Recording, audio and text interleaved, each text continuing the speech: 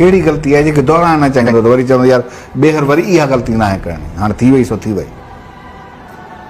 ॿीहर प्यार न कंदुसि। अच्छा, निगत नाज़ जो कहिड़ो गानो जेको तव्हांखे तमामु घणो वणंदो आहे? निगत नाज़ जो सभु गीत मूंखे वणंदा आहिनि। सभु वणंदा आहिनि। कहिड़ो नशो वधीक ख़तरनाक आहे, औरत जो, पैसे जो या शराब? औरत जो। वरी मुंहिंजो सुवाल तव्हांखे रिपीट हूंदो त जेकॾहिं तव्हां वटि वापसि अचणु चाहे त छा तव्हांजा दरवाज़ा खुलियल हूंदा? ॾिसो, महिमान लाइ दरवाज़ा हमेशह खुलियल हूंदा दिलि जा आहिनि। दरवाज़ा, इज़ महिमान, दिलि जा दरवाज़ा। दिलि जा दरवाज़ा मुश्किल खुलनि, उन्हनि जूं तालनि जूं चाबियूं दरिया में वयूं हलियूं। तव्हांजी तकरार जो सबबु छा रहियो? मुंहिंजो तकरार न आहे कंहिंसां।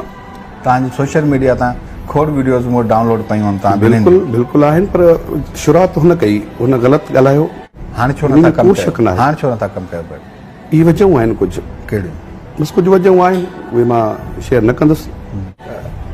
तव्हांजो जेको ॿियो प्यार हो सभिनि खे ख़बर आहे कि खाली लिकियलु आहे को निगत,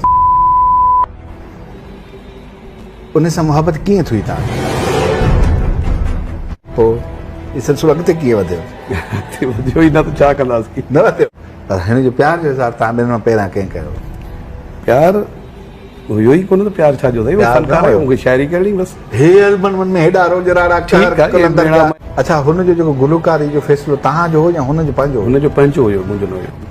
तव्हांजी मुलाक़ात किथे थी first time? First time Hyderabad मुलाक़ात थी। कंहिं कराई मुलाक़ात? हुनखे को मोरे जा पंहिंजा हुनजा जेके म्यूज़िशियन वग़ैरह उहे वठी आया। उहे वठी आया। पोइ तव्हांखे पहिरीं झटके में प्यार थी वियो या वक़्फ़े वक़्फ़े सां हली? अलहदगी जी वजह कहिड़ी थी? तव्हांखे लॻे कोन थो को साज़िश करे?